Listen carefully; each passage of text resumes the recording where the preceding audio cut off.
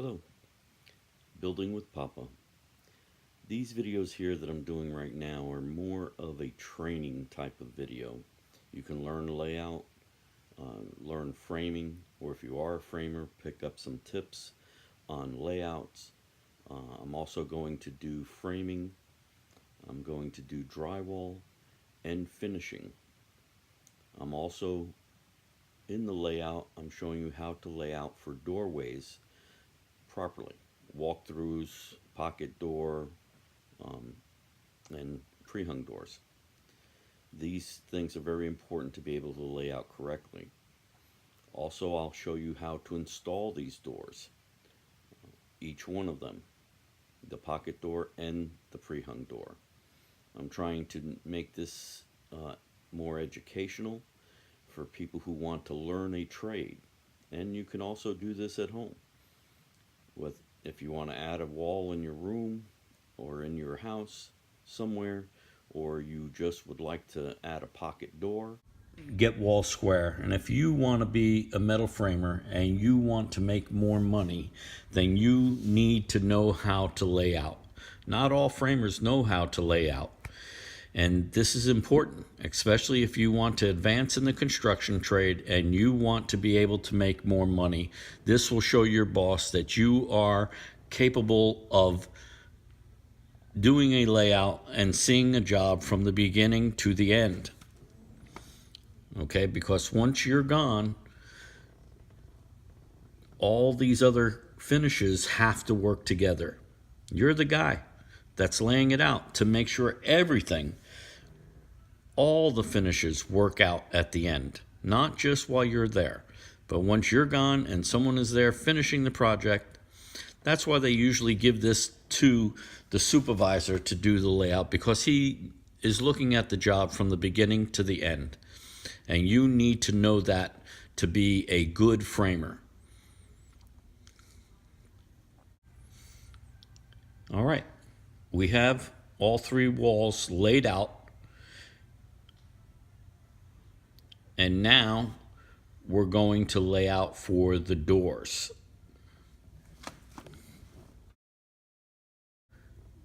I want this opening to finish out at 30 inches. So you have to think of the finishes. Now, if we have a 30-inch opening as finish, then my middle, I have to add drywall on each side. I have a 1/2 inch on each side that adds 1 inch. But then we also have corner bead because we're using drywall and we're wrapping it. So that adds another 1/8 of an inch on each side. So therefore, I need 1.25 inches in the width. So my rough opening needs to be 31.25 inches. That will give me my rough opening of where I frame my metal, and then it will wind up being 30 inches. Okay, this is an important step. Use your square and get a line to go through.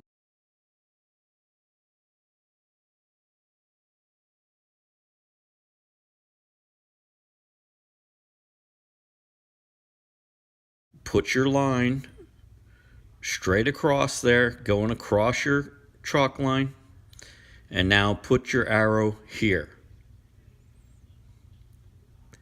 That is going to stop the track so that we have this as an opening.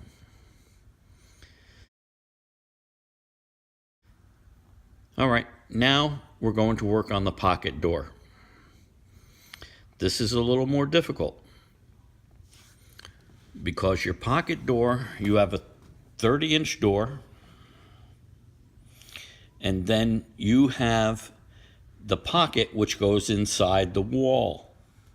So this door is a 2.668, which means it's 30-inch wide door and it's going to be 80 inches tall. So now we're going to have to lay out for the door and the pocket, and being it's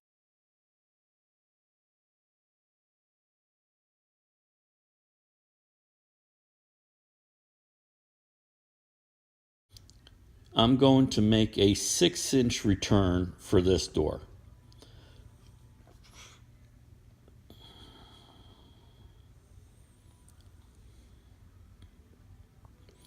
I mark it 6 inches. And now there I have a 30-inch door plus a 30-inch pocket. 2, 6 is 30 inches. 30 inches twice is 60 inches. An inch for your frame at one end and an inch for the back of your frame. So therefore, you need to mark it at 62 inches. This will give you the pocket door frame. Remember now, this is just the frame. You're the framer. So you have to lay this out properly so that you are able to install this pocket door frame. This is where it gets a little different.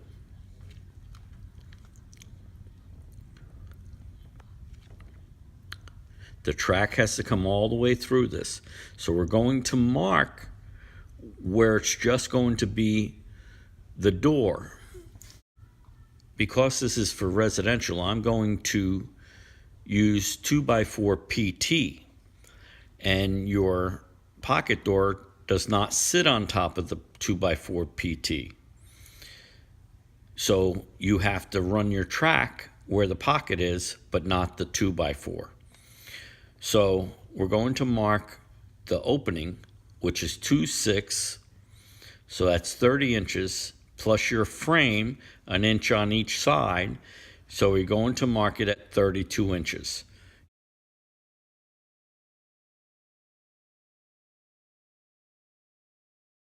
Use your square and run it through the line so that you can put your arrow there, and we know the track is going to stop right here.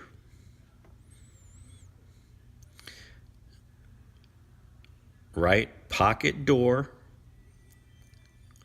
2, 6, 6, 8.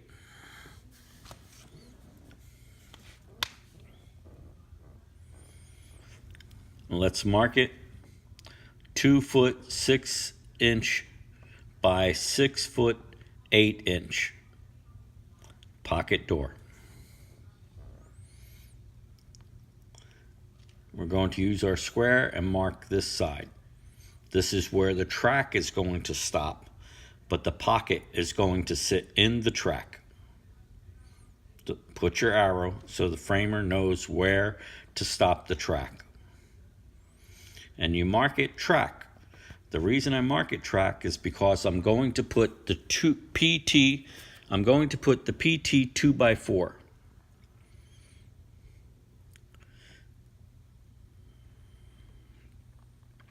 So I mark it 2x4, and I'm putting another line, but no arrow this time.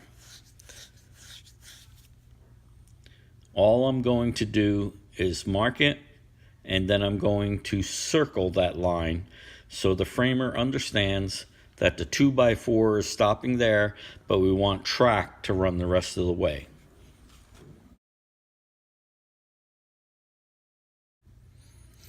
This is basic layout stuff. It's easy to do. You can do this. I've been doing this a long time.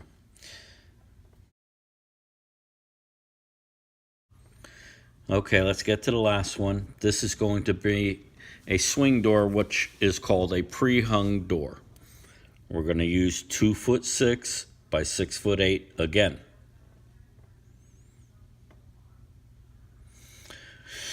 When you frame it out, you have to frame it 2 inches wider, and then you frame it 2 inches taller.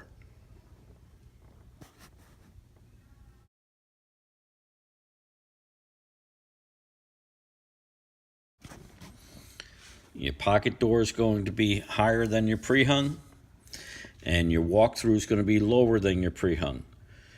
I'm giving you 3 different variations that you can learn from: a walk-through, a pre-hung door, and a pocket door. The widths and the heights will be different So you need to pay attention. We're going to go 6 inches off the end before we lay out for our pre-hung. It's a 30-inch door, 2'6" door, which is 30 inches. So because it's a pre-hung, I need to be 2 inches bigger. I'm going to mark it at 32 inches.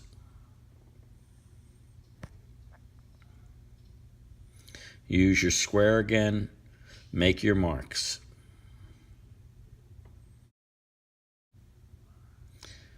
Make your mark, be sure to run across your chalk line. Put your arrow so it designates where you're stopping the track, showing where to stop the track. Mark your door, 2'6" by 6'8". Right door. They'll understand this is a swing door. This one written down identifies that it's a pocket door. This one I wrote open, meaning it is just an opening for you to walk through.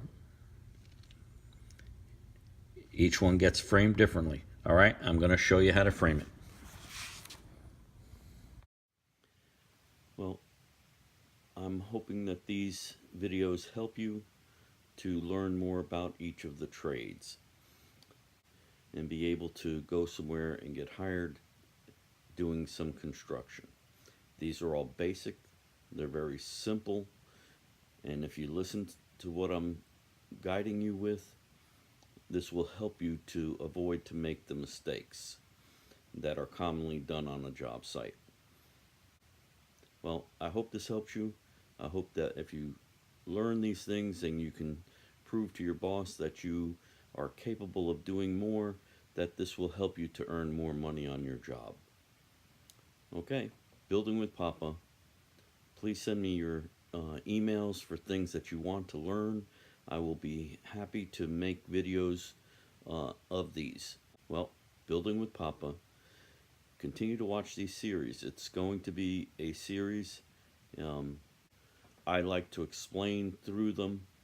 I know sometimes it's very tedious, but if you'll listen, go back, play it again, you'll be able to have the information you need to do better on your job. Building with Papa. See you on the next one.